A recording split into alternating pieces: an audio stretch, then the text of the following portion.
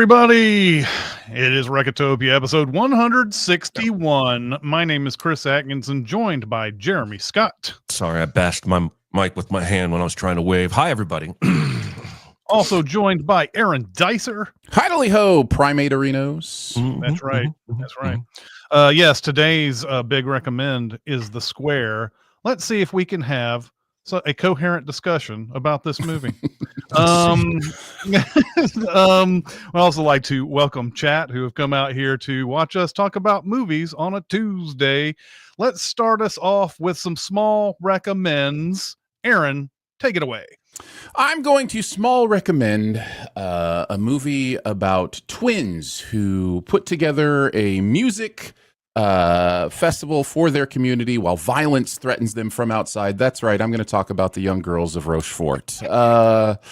This is somehow the same plot as Sinners. Not exactly. But it is, I am on a not Jacques Tati, excuse me. Jacques Demy. Yeah, Demi kick right now after watching the Umbrellas of Cherbourg.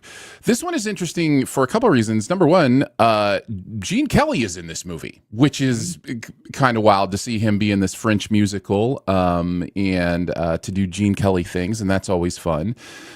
These twins are a blast to watch. The music is great. The other really interesting thing about this music, which literally is about these twins who are, trying to find their way to sing and do things at this community music festival, is you will believe that Damien Chazelle just ripped whole cloth sections of the music from this movie. Like, it is La La Land. Like, wow. You will hear, like, there'll be a line and you'll be like, that's from that song in La La Land. Like, you can tell, like, he told Justin Hurwitz, right, who does his music. He was like, Justin, this is our bass line. Find some fun stuff that feels like this. And you can tell he watched this movie a lot. Even the opening scene is the opening, like, highway scene, basically. So, it's a really interesting watch. You should check it out. Criterion Channel is probably your easiest place to find it, and maybe on Max as well. Those two things coincide sometimes. But yeah, The Young Girls of, I believe is it Roquefort or Rochefort? I don't know. My French is Rochefort. Yeah, Rochefort. I think you guys are both wrong. I think it's Rochefort. Oh, yep, I stand corrected. Yep. Thank you, Jeremy. But yeah, check it out. It's good stuff. I did watch the movie that Aaron was alluding to in his small recommend, and I am small recommending Sinners. The movie that actually ended up being number one this weekend over Minecraft, finally knocking it off its pedestal. This is a movie that's being sort of advertised as a horror movie, but it's really kind of like a starting a business kind of movie or whatever, and then it gets to the horror stuff and whatever, and the horror is kind of secondary, I think, to the whole enjoyment of this movie, which is really, when it comes down to it, it's from dusk till dawn. I don't think Ryan Coogler has shied away from saying that he was inspired greatly by this and The Faculty. So there is that, but it's basically about twin brothers who've come down from Chicago. The twins are played by Michael B. Jordan, and they have sort of a reputation for being troublemakers and the like, but they want to come back down to I believe it's Mississippi. I can't remember what state they're going to. And they want to build a juke joint. They buy some property, and the most of the movie is them going around and finding people who will help them in the running of this juke joint, including musicians and people who run the bar and all that. And this is the 1930s South, so of course there are a lot of racial connotations to everything they do in this movie, and there are obviously white people who don't want them to succeed whatsoever. It's just I once it gets to I love, like, the whole setup to this. I love, everybody talks about the first hour, but I love everything beyond that too. The first hour certainly is the strongest part of this movie, but everything beyond this is great too, and I think it has a lot to say about cultural appropriation and things of that nature when it comes to this. These vampires, and yes, they're not they're not shy about just going ahead and calling them vampires, which is great. They don't like dance around the subject.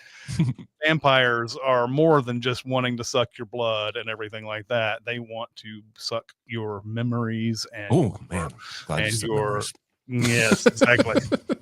Very tasty memories. But they want to soak in all of your culture and all your memories and things that you enjoy and take it as their own. Anyway, Sinners is a fantastic movie. You've probably heard about it many times over the weekend. I think this is going to be a giant word of mouth movie that's going to play throughout the summer. It's fascinating the amount of media that has come out about this movie's box office and budget that has even now been so big it's gotten pushback from people like Ben Stiller and some other people, because it seems like there's this intentional narrative that's trying to like make this movie seem like it's not going to make money, or it was wildly expensive at $90 million. But Coogler's deal is the real issue here. The deal he signed gave him final cut, gives him his percentages immediately. He doesn't have to wait for the movie to make a profit. And he owns the movie again in 25 years. It reverts back to him.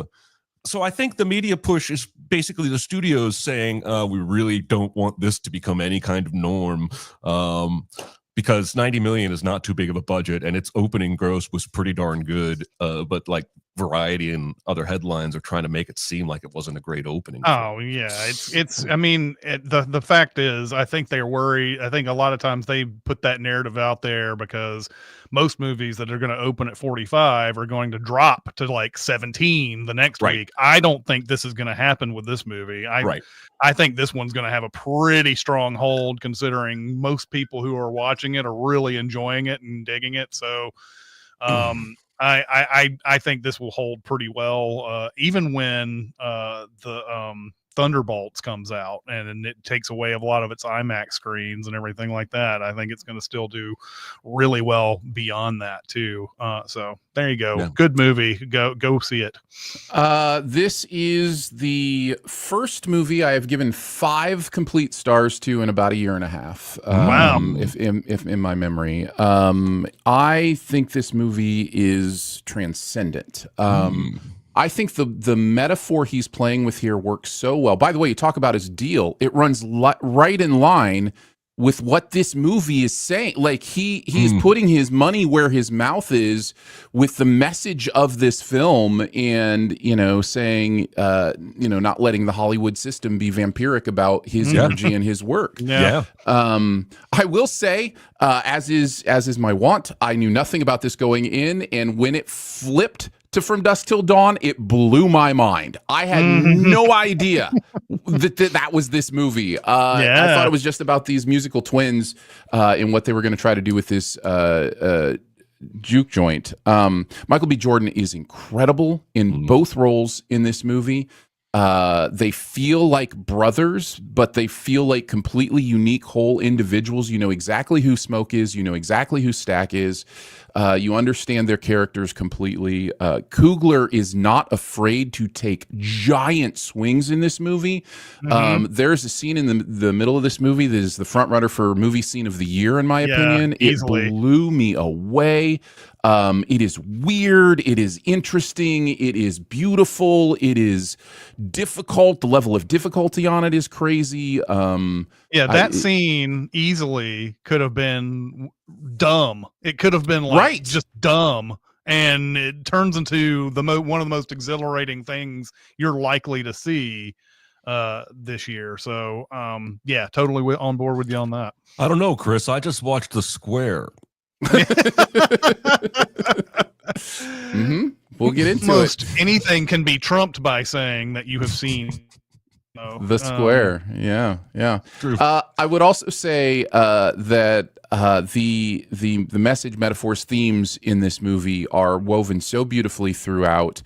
It is really interesting to see how the movie plays not only in those themes in the Black community, but also in the white community as well, with how it deals with the antagonists growing up in Ireland and the stuff that went in there, and how music defined who he was at a place of poverty in his life. And that is not the central thesis point of this film, but the film is willing to understand it's about this human thing, not just this Black thing. And I know, and it's the thing that this movie's very careful to like kind of include everybody in the narrative here. Even the Native Americans have their say in this movie as well. So just overall, just what a slam dunk. I didn't expect it to be this good. Yeah, it's a future big recommend for sure. It's so good. Excited. I can't wait to see it. All right, I guess it's my turn now. I guess it is. All right, well, I'm going to recommend a season of a television show that isn't even over yet. The season 2 of The Last of Us. 2 episodes in. There's only 7 episodes this season, and holy shit, I was already in the bag for this movie, if that's the right phrase usage. You take Bella Ramsey and Pedro Pascal from the first season, and you add Caitlin Dever. I would have watched 7 episodes of them sitting around at a table talking. But these first 2 episodes have more than exceeded my expectations. The second episode is as good in terms of scale and scope as anything Game of Thrones ever cranked out. Better. And I was floored. At just most shows would make that the finale, and this show has the balls to go that big in episode 2. I freaking can't wait to see where it goes. I never finished the second game, but I played enough to have some ideas. But man, everyone is acting their ass off, and Caitlin Dever deserves an Emmy already. Just 2 episodes in. If you enjoyed the first season, run to see this season. Don't wait and try and binge it, because someone is going to spoil shit for you. Maybe even HBO themselves somehow. But I cannot say enough high praise things about this second season so far. It's awesome. I don't want to squeeze it. See, now you've ruined my strategy that I was going to binge this, but I don't know how I do it, but I tend to avoid the spoilers on things when people are talking about certain things. If I see any sort of topic that if it says that's the title shows up in my scanning of anything social media, or a picture shows up of it, I just scroll on past it usually. But I did watch, I believe, the first season of this as episodes came out. So who knows?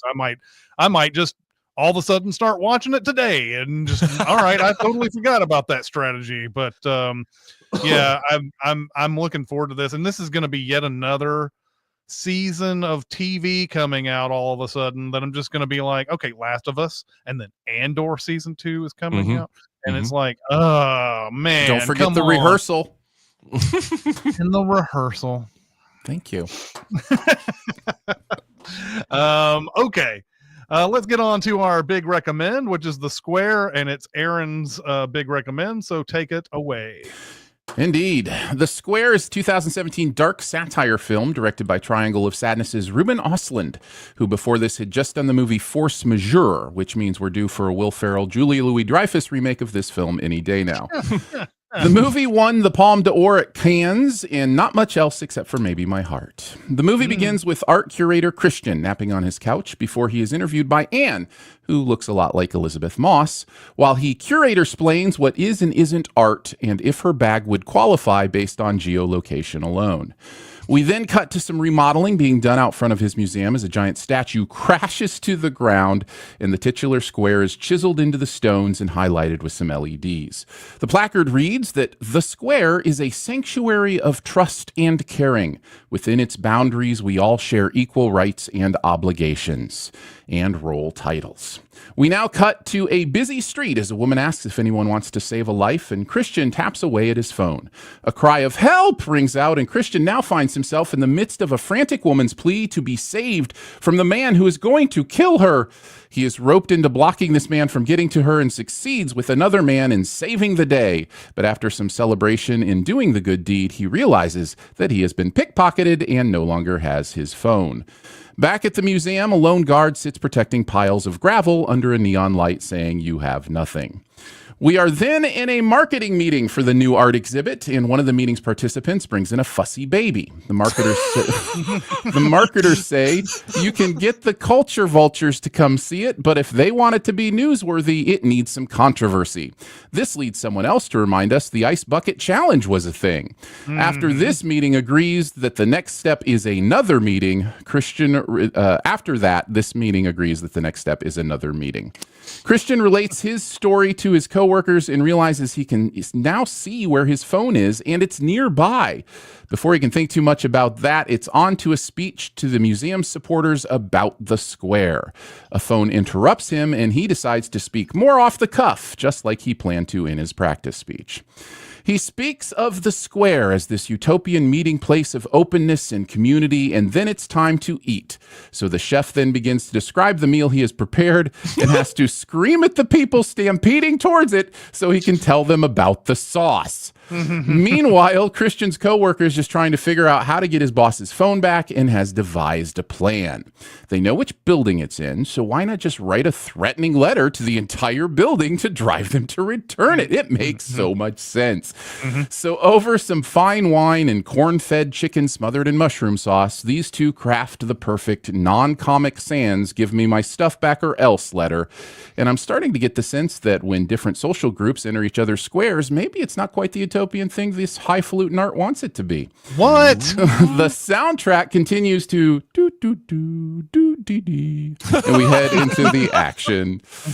But not before Christian and Michael argue about which music will be a better fit to the Tesla of justice. While laughing like school children who are pulling a prank more than threatening violence, they argue over who gets to stay back and watch the car while the other delivers the letters. Christian loses and hand delivers the letters one by one from the 13th floor down, while the pets, babies, and automatic hallway lights signal their disgust.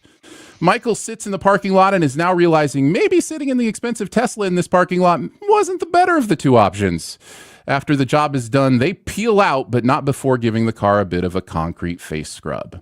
Oh, and apparently the cufflinks he thought were also stolen, they were just in his pocket. After some transitional panhandling, Christian stops by the 7-Eleven to check and see if anyone dropped off his wallet and purposely gives someone the old "how about them onions" routine. Back at the museum, Julian, played by Dominic West, is talking about his latest modern art installation while trying to ignore an outbreak of Tourette's in the artist Q&A. Christian then gets a phone call from the 7-Eleven while trying to do some Tesla surgery, and lo and behold, the plan worked. He got his stuff back. He gives the money that was in the wallet to the onion hater, and the movie ends. Okay, maybe not. Maybe Christian goes to a rave party for a bit before being hit on by Elizabeth Moss yelling the C word at him while mocking the guy from earlier with Tourette's, even though he wasn't there. This, of course, works, and Christian finds himself hanging out at Anne's place for some sex in a quick game of used condom tug of war. Yep. After some transitional floor cleaning in the gravel room, Christian receives another phone call from the 7-Eleven, and there's another letter for him there. Turns out someone else doesn't like being accused of being a criminal, so he goes to retrieve it. It's time for the marketing guys to give their idea for how to market the square. The marketing guys have figured out that beggars are a group of people that activate short attention spans. So they recommend that they shoot an unhoused girl in the square to shock. Shoot on video, but also maybe literally. Who knows? Christian is so distracted by the new note that he just rubber stamps it and needs Michael to handle his new letter, and sends Michael to handle his new letter. Turns out a little boy is not all that happy that his parents now think he's a thief because of that letter, and he's grounded. He's mad as heck, and he's not going to take this container of drinks staying upright anymore. He throws them to the ground and says he needs Christian to apologize. Christian, of course, would have gone himself, but he's now too busy handling the problem of the vacuumed artistic gravel and the journalist who just wants him to admit they had sex and he knows her name before the giant Jenga chair exhibit makes a big falling noise again. Back at home, Christian's girls have arrived home from cheer practice, and some sister fighting and dad yelling ensues. Now it's time for Christian to introduce us to a new exhibit at the museum where you must decide if you trust people or don't trust people and then follow the according path. They say they trust people, so they leave their phones as instructed, just hoping that the 0 other people there don't take them. While out shopping, Christian gets a phone call from YouTube Sweden congratulating him on 300,000 views, as one does. They want to know if they can do some ad revenue sharing on his video, Blonde Beggar Child Gets Blown to Pieces. Turns out it indeed did go viral, and what great news! Nothing is going to go wrong. He then takes the escalator up into a throng of humanity that will not help him find his daughters, so he asks the panhandler he turned away earlier to watch his bags while he goes to find them himself. Back at HQ, we see the viral video in its entirety, and I'm not even sure if that nonsense is going to reach maybe 1,000 views on YouTube Shorts. I don't know. There's just not a lot there. Christian's boss lets him know that the board will be deciding what to do about this controversial video. So I guess it's on to the big fundraising dinner. A voice comes over the loudspeaker and asks people for their caution during the next performance, and then goes full Guns N' Roses and welcomes them to the jungle. What follows is a piece of primate performance art so intense it blurs the line between art, satire, metaphor, comedy, cinema, pretension, and horror, and I haven't stopped thinking about it for months. Christian arrives back home after the day to find the angry little boy demanding he apologize to him. He gives him a half-hearted apology and then threatens the boy with violence if he doesn't leave. The boy appears to go, but instead starts knocking on Christian's apartment neighbor's doors to cause chaos for him. C-H-A-O-S, chaos. When Christian tries to stop him, he ends up knocking the kid down the stairs and then blaming him for it. After ignoring the boy, Christian eventually decides he needs to find the letter from the boy he threw away. With his entire apartment's trash scattered around him like a makeshift modern art exhibit, Christian finds himself figuratively and literally crawling through the refuse to try to save himself. He does find the letter and records a video message for the boy's parents so they know he's not a thief. He admits he was selfish and prejudiced and should have just knocked on the doors, but he was too afraid.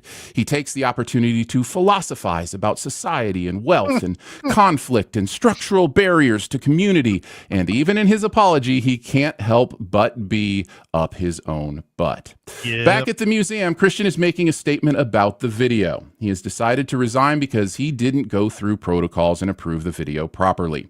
A decision that has the benefit of him both being accused of not having solidarity with the voiceless and also at the same time not supporting freedom of speech.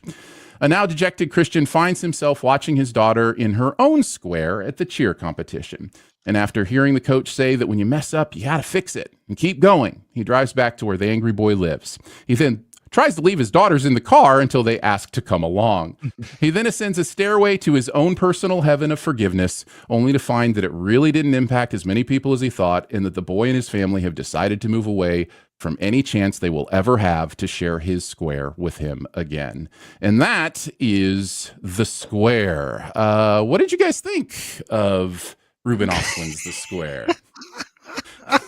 Oh, man. Okay. I have written some things down. I am going to...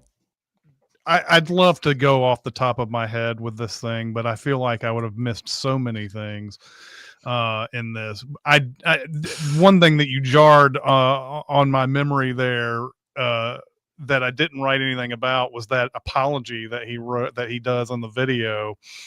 And it's just so funny. If he just does the simplest of things, he can get out of these situations, but he always makes it worse every single time. Like you don't have to solve society's ills. You have to say sorry for the one thing you did. That's all you had to do. And instead it's like, well, really it's society. It's a big problem that we have to.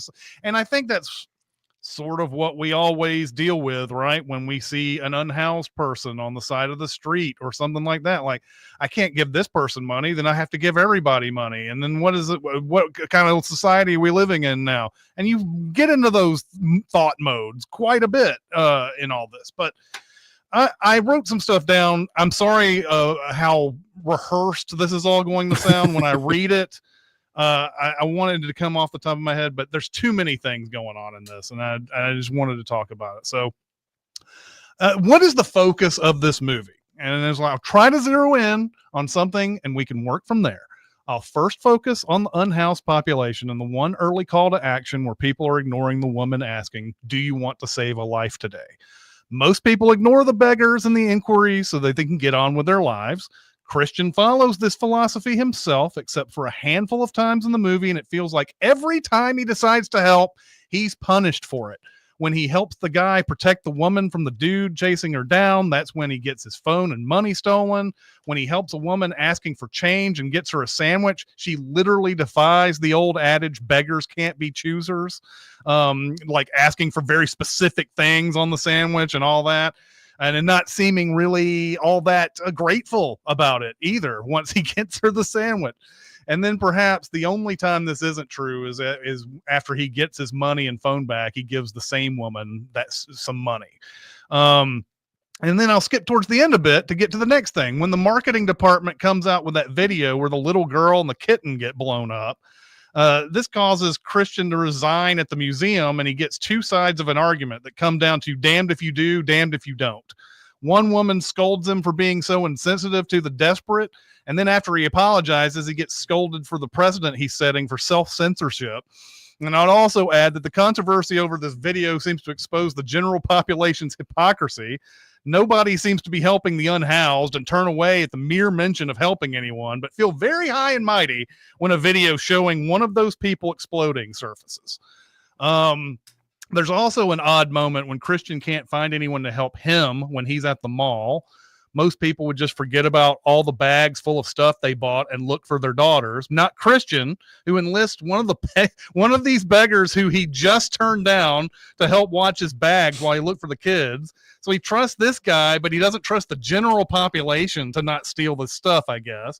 And this pops up again when there's an art exhibit with two paths, one where you don't trust people and the other where you do trust people.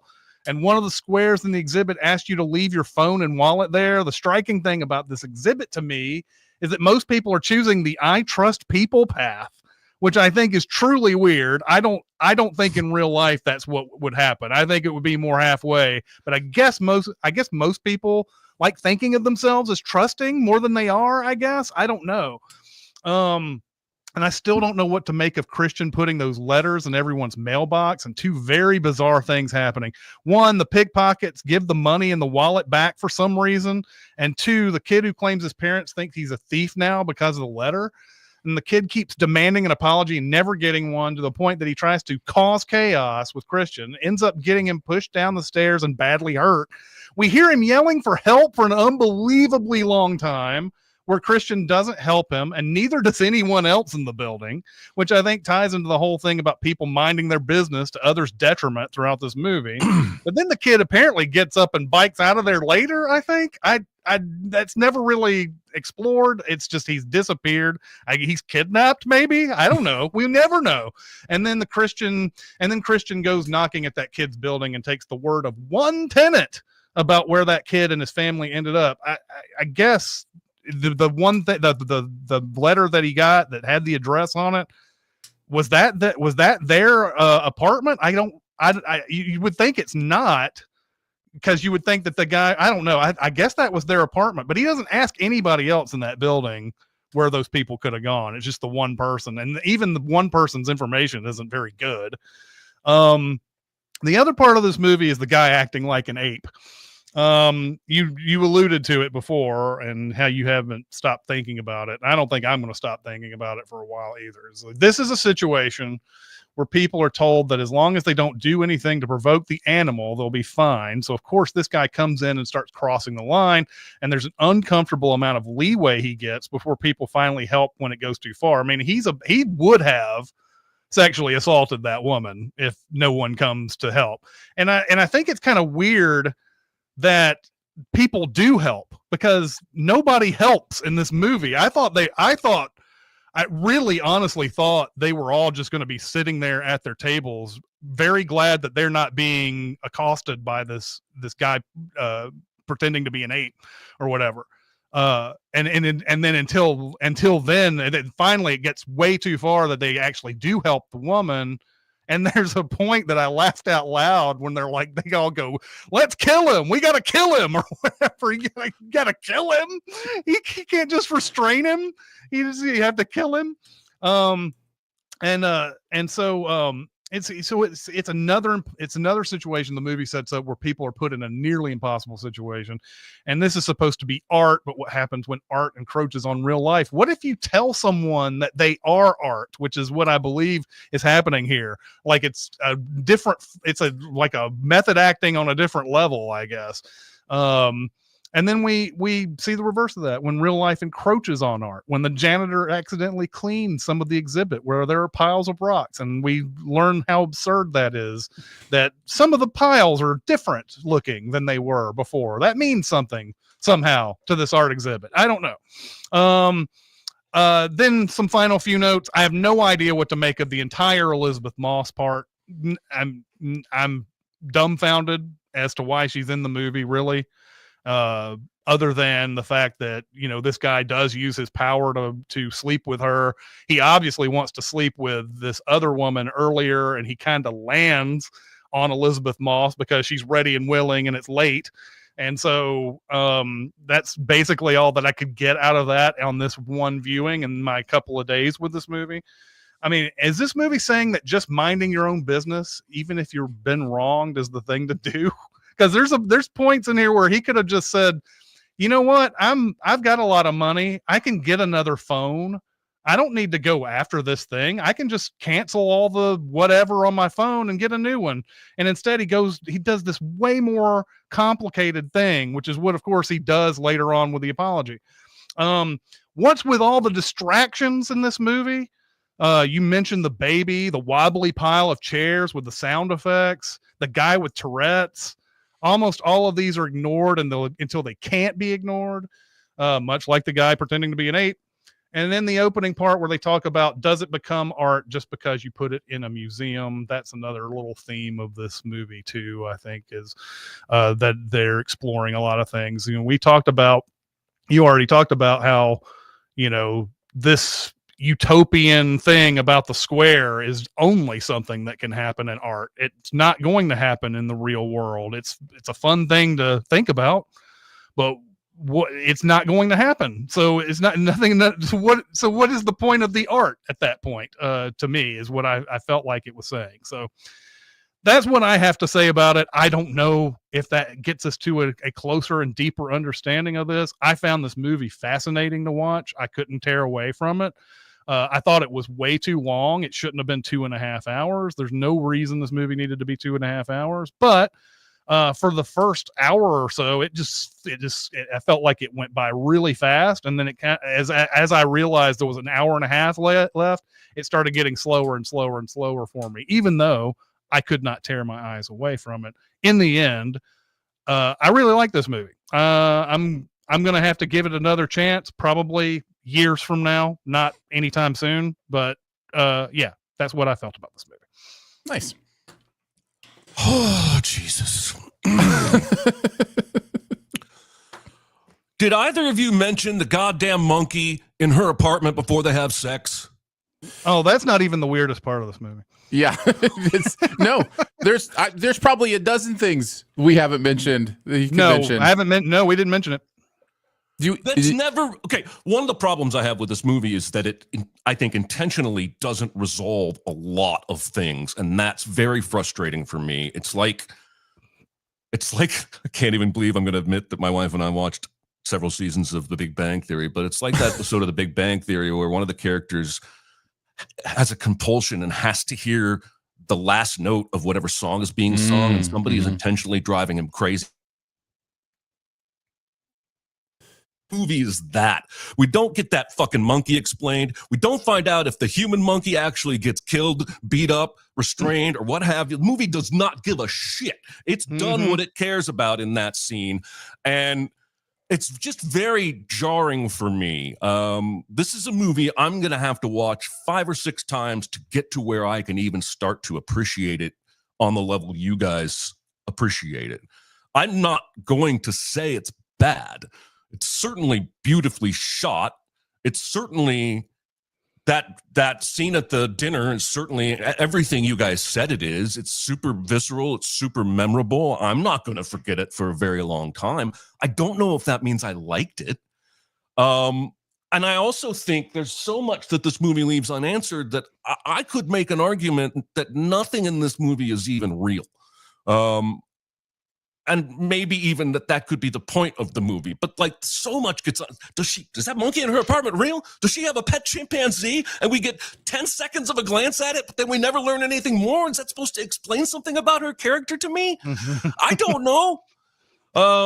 So yeah, there's a lot of that. I can't help but feel like it's not a coincidence this guy's name is Christian.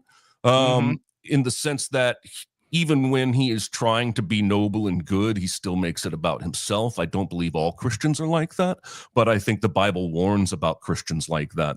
I did just enough research to learn that a lot of the people in that dinner party scene being terrified by the monkey man were actually not actors. They were part of Sweden's 1% elite social financial, like they were all people who would be at a real life dinner like that and tolerate a pretend, like I think it was kind of like they didn't even tell them what was coming. That's amazing, right? That alone gives this guy, he can do whatever he wants as far as I'm concerned. I'm not sure I like his movies. I didn't really enjoy Force Majeure. I didn't really ultimately settle on enjoying Triangle of Sadness. But again, I'm not ready to say the square is bad. I don't know that I think it was bad. It just frustrated the hell out of me all the way through. I wrote a bunch of notes I'm not going to read, but when you said the fussy baby in that marketing meeting, I wrote fucking baby. And so what I heard you say was fucking baby, even though I know you don't say that. Yeah, I thought the letter thing was interesting for a bunch of different reasons. I think that's just a ludicrous plan. And like you said, Chris, it's insane that it works. Another telltale sign to me that it's not real. Nothing we're seeing. I mean, I didn't realize it's a movie, but I'm saying within the movie, I'm not sure any of it's real. But that apartment building makes me sad for the mailman. If he has to go to literally every door every day, 13 floors to deliver mail through the mail slot, instead of just having a box downstairs like a normal apartment building would. I wonder if that's like a Sweden thing. There's a lot of stuff in this movie I wondered if it was a Sweden thing. The Yo-Yo Ma, Bobby McFerrin, Ave Maria is amazing. I still think the movie overuses it. Maybe that's just because of the movie's pure length. But the first 4 times I heard it, I was like, man, I'm digging this. And then by the end, if I heard boo, boo, boo, boo, boo, boo, boo, boo, I'm like, pay a composer for a couple of hours to write something original for this one scene. Sorry, I'm such a scattershot right now. In Sweden, can you accept packages at a 7-Eleven?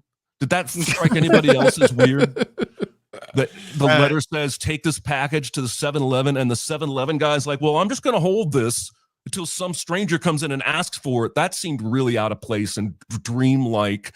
So yeah, I'm not even sure I'm saying anything coherent. But there was one point I wanted to make, that the movie is maybe trying so hard to be unconventional that it hurts itself in that way. I don't know. I just want to know what's up with the monkey, man. The monkey's wearing a diaper. They don't even say a word about it. They have time and breath to argue about that condom for like 6 minutes, but they can't. He can't say, do you have a monkey? Do you live with a monkey? When he runs into her later, like, who's taking care of the monkey? Why isn't the monkey with you? Anyway, I guess that's my thoughts. I don't think that's very helpful or constructive. No, that's great stuff. No, that's great stuff, and I can sympathize with a lot of those feelings of confusion or just kind of the non-resolution thing, which is very intentional because it happens all the time in this movie. Like even with the diner scene where they're stopping the guy from sexually assaulting this woman. It cuts away. Like does that guy die? Does he go to jail? Like how do they? None of that is there because the resolution, I don't think, is what the movie is interested in. I think it's interested in the chemical nature of worlds coming together, right? Like it's in everything we see in this movie. This is even more evident to me this time, is about people entering someone else's square. The baby in the meeting is a baby coming into somebody else's square. The chimp in Elizabeth Moss's house is this thing that shouldn't be there, but is, changes the dynamic because it has entered this square. Just throughout, whether it be, do I bring my kids with me? Whether it be the people who knock on the Tesla door, like it's always about this coming together, this chemical reaction that human beings have when they come in contact with the people that are different than them. And the artistic thing that this movie, I think, is saying about the square isn't that we should never come in contact with other people. It's that we are doing a disservice by creating the square and saying that's the place where we come in contact. Otherwise, everyone else is othered. So the only way you have, hey, let's come together here, is to other each other first and say, you're so different than me. You are such a, like we have nothing in common. And so we have to have this square to find utopia together. And I think the movie is trying to say something about that noble intention that we have to be like, oh, I'm going to be the solution to the problem, whereas we don't understand we are the problem. And I guess if he doesn't give you the stark occurrences in the movie, like things that people would never do or these type of things, you probably wouldn't remember this movie at all, because if he could have done a movie called The Square where this kind of thing, like people are encroaching on each other's squares throughout, the people who don't belong in a certain space. But if it's just as simple as a class thing or whatever, then you're probably not gonna remember this movie very well. I think he just puts so many different stark things in it that the problem then becomes, though, why is that there? And you sit there and like, why, you try to wonder what's the real meaning of all this. In the chat, Eights talks about the thing about when he's at the mall and he's looking for somebody to hold his bags while he looks for his daughters and everything. He ends up getting the guy who was asking him for change. And then that once he does find that guy, they cut to the next thing. He's got his daughters, he's got his bags. Yep. There was never a problem in this whole entire thing. And we're on to the next thing. And that's probably why I tend to agree with what you think this movie is about, because the resolutions aren't the important thing. It's just what happens when this happens. We're not going to come up with it. We're not going to come up with any like meaningful thing at the end.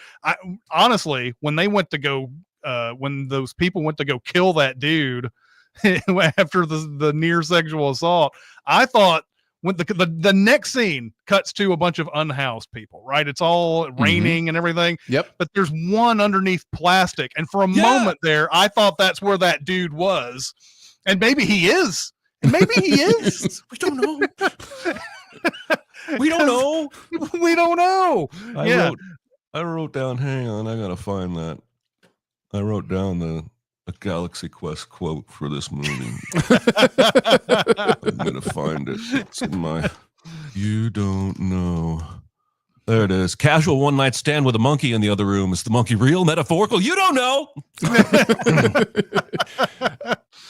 Yeah, I think the monkey is real, and I think the movie is very much making a point about other people's spaces and how how different they can be. And, they have this wildly interesting conversation amongst the, not toppling chairs about that scene's just funny. That's just good. A funny scene. It's so good. But underneath it, there's this really interesting conversation about their dynamic of coming together to sleep together that night and what she wanted and what it meant to her and her accusing him of not knowing his name. And then he does. Did he know it initially or did he find it? Like you just, and then he gets to feign like disgust that she would think he didn't know his name and maybe he actually didn't for a second. Like just there's all this stuff in there about like, the idea of one night stands being this other place where very, metaphorically, we enter each other's squares. Right. And so like there's this. I knew that was coming. Yeah. Oh God. So the one night stand is a great thing to explore in these themes of, what does it mean when when we other someone, but we have an intimate moment with them, because he's never into her as a human being. Like once, do you ever get the feeling he's actually into her as a human being? He's not. No. Even when he says you're a catch, you can see on her face, I'm not a catch. What are you talking about? Like, Well, and when they're having sex, he focuses on the lamp on the ceiling behind her and her face gets blurred out. Like that, he's that into her that he's watching the lamp. Yeah. So it again, it just plays in those themes of, do we really see each other as partners, community, just trying to get through this thing, together however we can, or do we see us and then people who are not us, and so that defines them. So yeah, I think it's funny too, these distractions that are always happening in this movie, that just everybody tries to ignore them as much as possible. Like hardly anybody says, let's go to another room, let's take this person out of the equation or whatever. Like a lot of politeness involved in this, but then like obviously a lot of meanness as well, with how people treat each other and everything. But I just think it's all these distractions in this movie are funny to me. They're all hilarious. Like, I mean, just the way people react to them in the fact that they aren't reacting to them, is just like that scene. Beeping car door. Oh my God. Yes. Yes. Yeah. But that whole scene with Elizabeth Moss and the chairs in the background wobbling, and you hear the sound of them falling, even though they're not, and all that. Well, you just see them just sitting. We're having a real conversation here. Let's not go anywhere else. By the way, during this entire thing, let's just let the chairs do their thing in the background and everything. So, ultimately, I'm going to have to watch this movie again at some point, because it's not enough to have like a couple of days with it and be like, I think I know what this movie was really going on about here, because there's so many times it doesn't have resolutions or answers or anything. And maybe that's the point. It's not here to give you answers. It's just going to here's what our society is like right now. So, and we haven't even talked about the meta aspect of creating a piece of esoteric art to satirize esoteric art. You know what I mean? Like this idea that, I think Ruben Östlund is aware, he is also doing this thing by doing this thing. You know what I mean? Like there's an interesting meta thing to think about with him as well as he thinks about making this movie. But anyways, yeah. All right.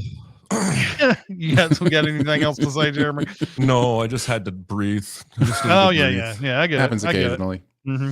All right, let's get on to our super secret double feature. Jeremy, you're gonna go first this time. Oh, good. So I think a lot of your guys' analysis and interpretation is pretty much spot on. I like a lot of what you guys had to say about what the movie is trying to say, but I also think the movie, and you guys probably touched on this, but I think the movie is saying something about the pretension of art. It's saying a lot deeper things beyond that, but there's so much in this movie. Like every time there's an art exhibit or discussion of an art exhibit explanation of an art exhibit. It's the most pretentious ass shit I've ever seen in my life. So I'm going with Exit Through the Gift Shop, which is a Nice. documentary of sorts that takes fine art to task, and has some Banksy inclusion. Yeah, right. And Question mark? It's a very interesting ride, and I wouldn't want to say too much else about it, except that movie is definitely saying pretty much anything that stands up and says I am art is pretentious, by the act of doing that. Mm-hmm. I wanted to go with a movie I had small recommended, The Burnt Orange Heresy, because it has the same lead actor and it has the same kind of art as pretentious message, but there's nothing else similar at all. It wouldn't be the same kind of tone or anything. So that was my super secret double feature. Can't wait to see what Chris's was, and hope it wasn't Exit Through the Goddamn Gift Shop. Well, you ruined my joke because I was going to say Weiss, and mine was Exit Through the Gift Shop. No, mine is A Serious Man, the Coen Brothers movie. From, I wrote that down. 2010, I think it was. And the whole movie is about how someone is searching for the meaning of everything that he's going through, and a lot of people have alluded to this being like a big screen version, modernized version of the Book of Job. But there are so many things in that movie where he's in Michael Stuhlbarg is in sort of a encountering all these different situations that are very weird, and he doesn't know what to do with them. There's even a point where he goes to talk to a rabbi, and he gives him this big story about a guy who found like some insignias on the back of a guy's teeth, and then he doesn't even have an answer for what those symbols might even mean at the end of it. And he's like, well, what was the meaning of that? And he's like, who cares? That's what the rabbi says. Who cares what the meaning was? And so, like, yeah, there's a lot of that in there. And in fact, there's even a point where Michael Stuhlbarg says the point is no one knows what all of this even means. You can't come up with an actual, solution for this or whatever. So that's what I came up with. I think the movie does well in tone as well with this one, even though it's not exactly like that. This dude has a unique tone. There's no doubt about it. This and Triangle of Sadness would go along together very well. I thought Triangle of Sadness was a little bit more coherent in what message it was trying to deliver, but even though that ending is controversial and weird, it's unmistakable that the same guy did both of these. Oh yeah. So anyway, there you go. That was such a much better explanation. I put A Serious Man on my list because some stuff happens. That was my double feature tie. That's literally the reason I put it on there, was if I was going to end up frustrated enough with the movie, that would be my double feature, because some stuff happens. Oh yeah. Some stuff happens. All right. It's very episodic, you know. And do they have like any real resolutions? Not many of the things in The Serious Man have real resolutions either. Right. So all right, let's go on to what our homework will be for next week. And this is probably going to be my final week for a bit, where I pick something that has a lot of streaming capabilities. After this, you two guys need to do the same, because I've got movies too, damn it, that aren't streaming.